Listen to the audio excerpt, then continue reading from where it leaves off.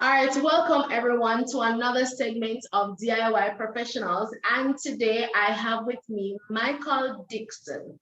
Now, he is a father of two, but he's also a professional who is an electrical coordinator at Carib Cement, where he has been in that position for many years. And today he is our guest to kind of tell us, what his journey has been like through this process. So welcome so much, Michael, for joining us today. Thank you for having me, Miss Keith. Okay, wonderful. All right, so tell me, what is an electrical coordinator? It sounds very fancy, and I'm very sure I don't have a clue. I may have something in my head, but I'm very sure that I really don't understand what that means. So tell us, what is an electrical coordinator? Well, I'm a maintenance professional. I am responsible, or one of the persons responsible for the electrical maintenance at the plant. The plant Okay. is basically divided into sections where persons are in charge of different things. So you have the packing plant, you have the kiln, right? You have the mills. So it's basically split up between three persons. So I am responsible for clinker production, which encompasses equipment like the kiln, the coal mills, the roller mills, the cooler, that aspect. Everything that has to do with clinker production, that's what I'm responsible for, electrical. Okay. So how does one get into such a field as that? Does it take, great knowledge, expertise? Does it take a degree? What is the kind of process that you went through to be able to be in that job today? Well, like many professionals out there, we all went through the whole academic growth aspect, high school, university. And for many of us, we had our first jobs. I remember coming to Carib Cement as a trainee instrument technician many months ago. I've been there for about 9 years now. And when you graduate and you leave, you feel that yes, this is it, everything. But in for a rude away.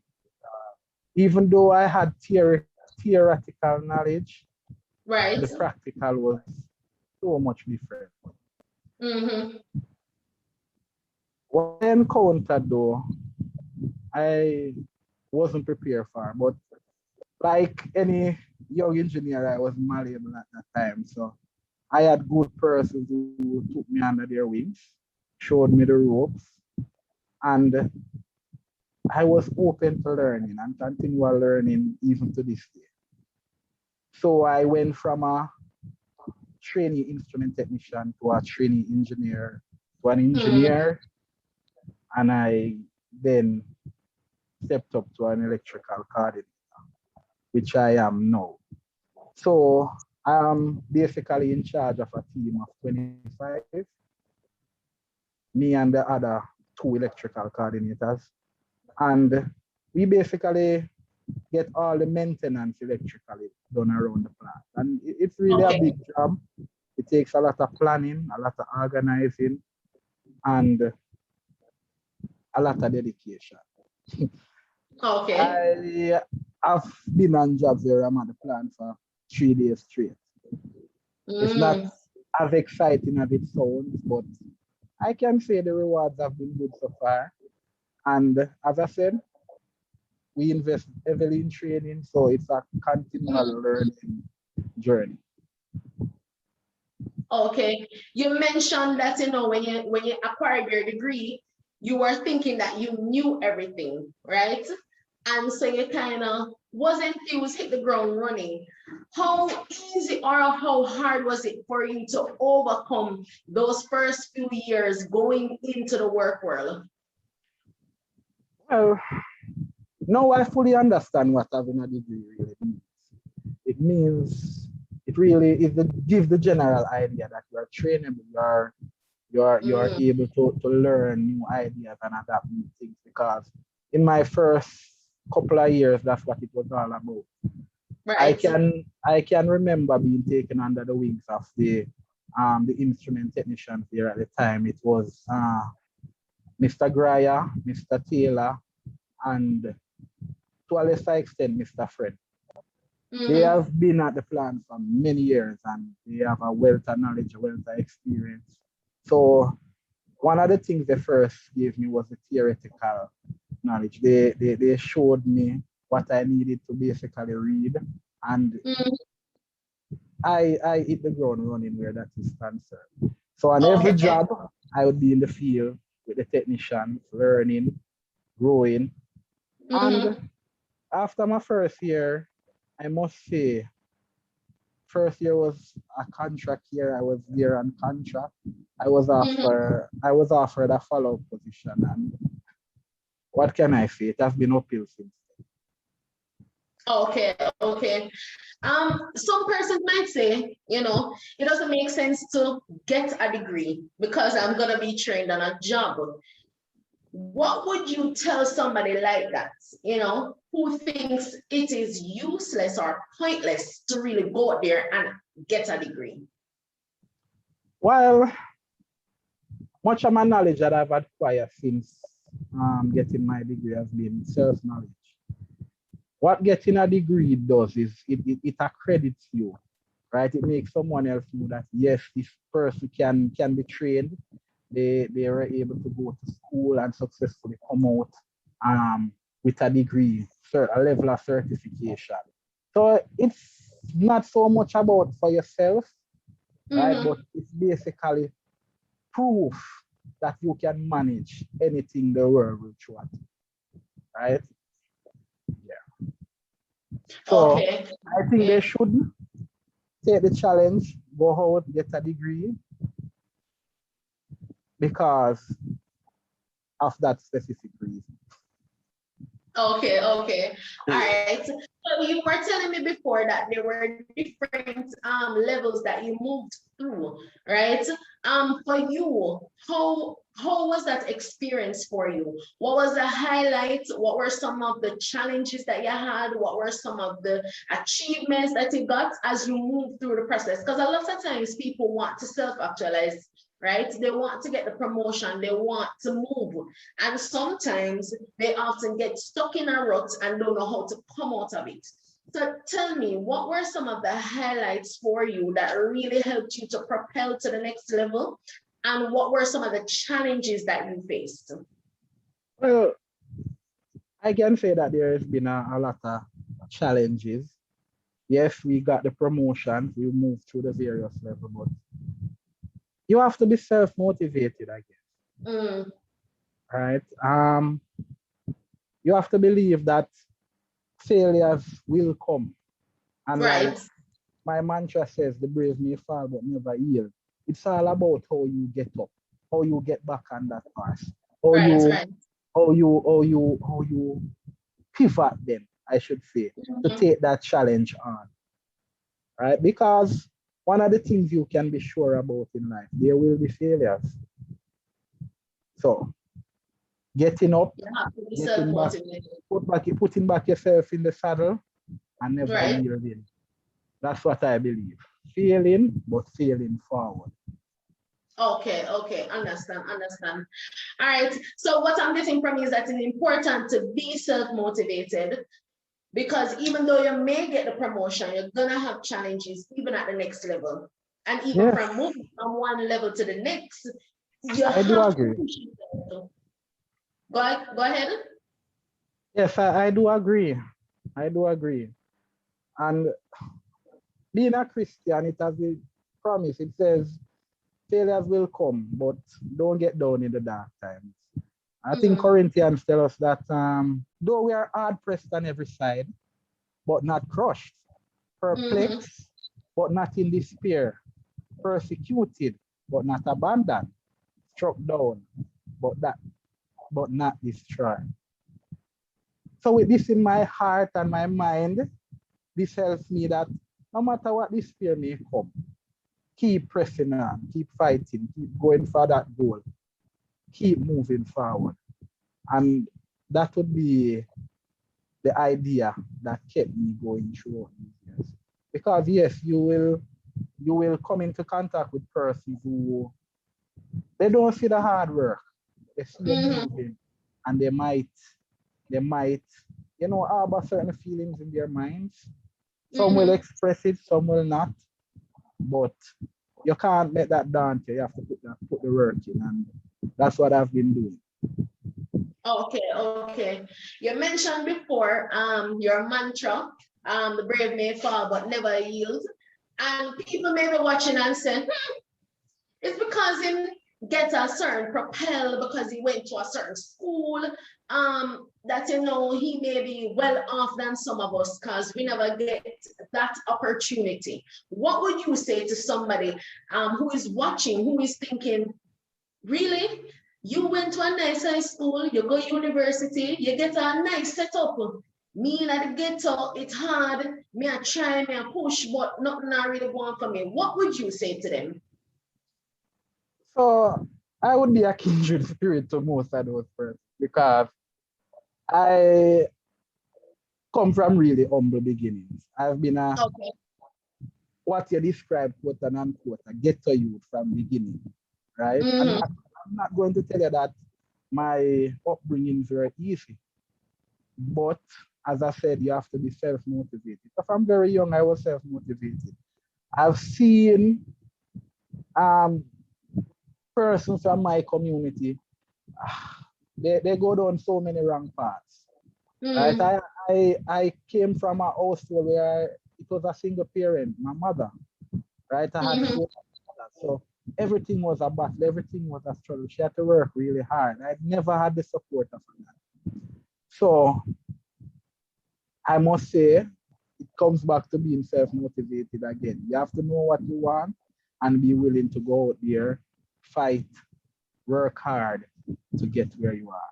A lot of persons went to Kingston College who are not really well off today. Mm-hmm. It don't matter what opportunities you get, it's grasping the opportunities with both hands, right? Grow wings and fly. So you're not just an electrical coordinator, you're also a project manager, right? And that is very interesting for me because I've done it. I've been in the field for quite a number of years, but also wanting to get my certification. So I want to find out from you, what is it like being a project manager? What does that entail? Years ago, project manager used to be only construction, right? And now it's kind of evolved into something new. So tell me about this. For me, project management encompasses a lot of things. By definition, an event planner, a person planning a wedding, those are project management activities. Mm-hmm. But my job also encompasses some level of project management because Okay. as coordinators for area, we have to identify projects, plan and execute for Mm-hmm. so that there can be plant optimization.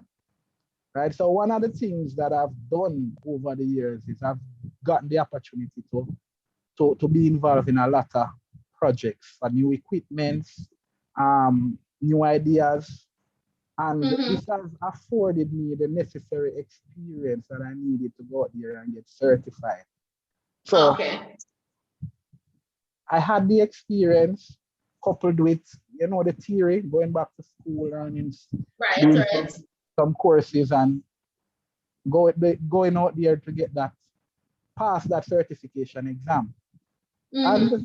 that has been the journey. It took me a year, but I'm thankful and I have been employing the strategy so far. Right. Okay. So I'm newly minted. I've been a project manager, a certified project manager since last year, but I've been in projects for Okay. 9 years now. Okay. Okay. Interesting. Interesting. How is it being a project manager? So some of the skills that you have learned and acquired, how have you been able to transcend that into everyday life? Because a lot of times our personal life get mixed with our work life, and we find that it helps us to evolve as better persons. So how has it helped you to maneuver life in general? Personally, being involved in project has helped me to better organize myself. Right? Okay. If I have an idea or basically have a project going on, I would set time apart to set out the various steps to plan the job before I actually execute. All right. So Mm-hmm. I ensure that I'd procure the whatever materials is needed and go through the phases just like a project. Um, just as how they stipulate that a project should run. Okay. Right. So it has also helped me to manage my time better. Right. So one of the things I found is that Okay. we spend so much time doing things that are unnecessary. If you plan, put down Mm. and say, all right, these are the set of activities that I have to achieve today. This will take that Right. amount of time, that will take that amount of time. But the most important part of it is the planning aspect. So when you plan, execution becomes so much simpler. So much The easier. only Oh, issue, the only issue I have is the discipline to stay on track. And okay. sometimes I must say that it's difficult, but you have to keep on fighting. Even when you fail, you have to try again. Okay. Okay. All right. So you mentioned time management, and I guess that's really important for you because project manager, electrical coordinator, father, but you're also a part of Toastmaster. You have a lot of things going on there, right? Tell me a little bit about Toastmasters because some persons probably listening don't have a clue what this is. So let us know, what is this all about? Toastmasters is an organization that is really about fostering and developing leadership.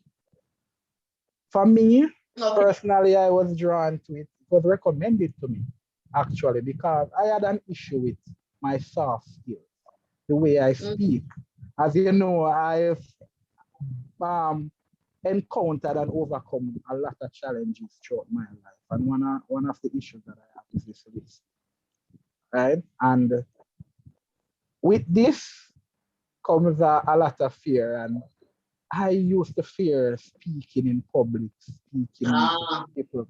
And one of the things that most time happens to me is that when I talk, my thoughts or ideas get jumbled and don't come out the way that I want. mm, So I realized this as one of my weaknesses. And I okay. decided to try to fix that problem.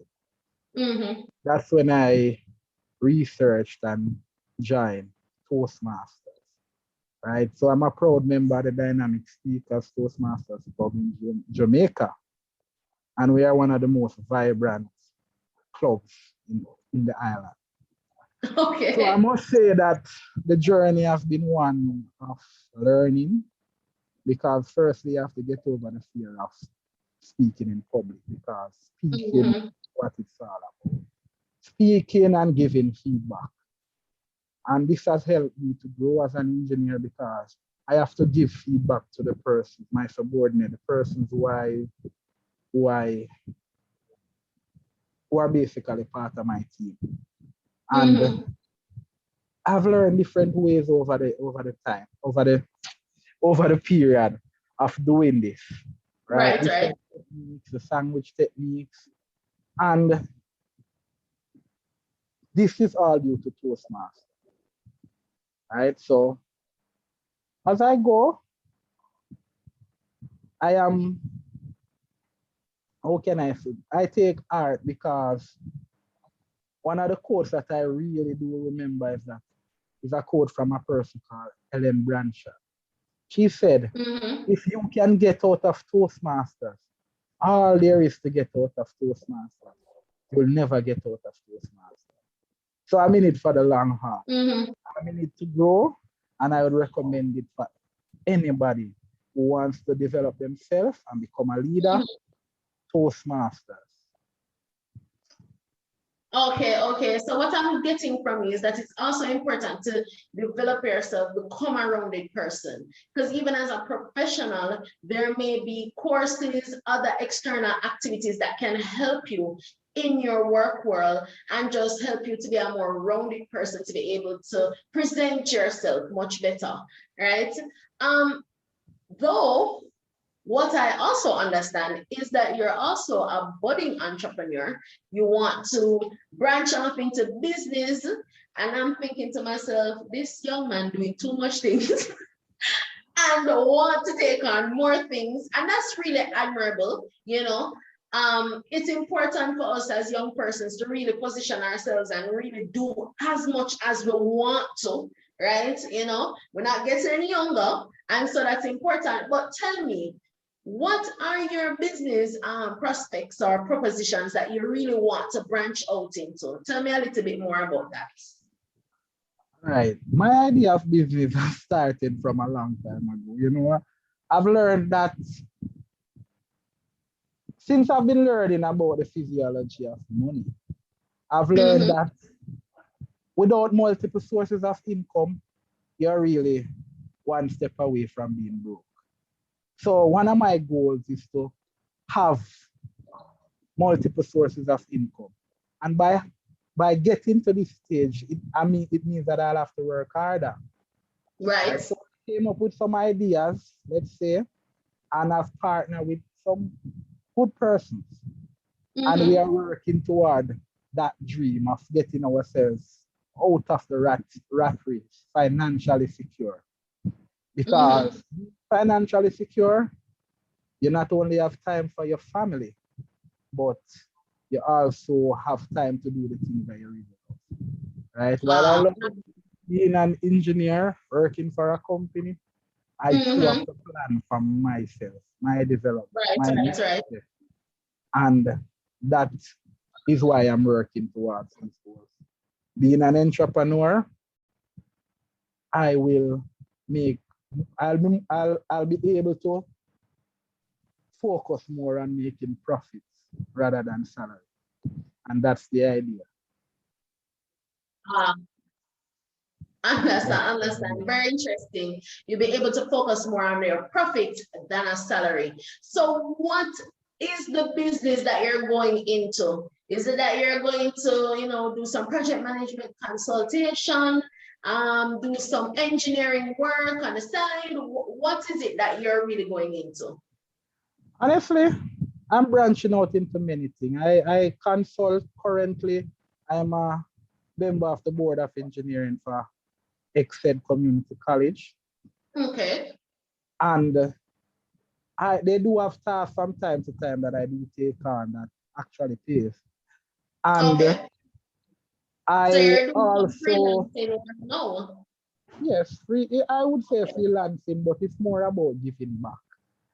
Okay, I am okay. also looking to branch into agriculture. I am Ah, actively looking. And let's say the journey has been good so far. I have a partner who backs me up and mm-hmm. pushes me and motivates me whenever I feel like, hey, I need to slow down. I have that voice in the back of my head. I say, yo, you can't stop now, you know.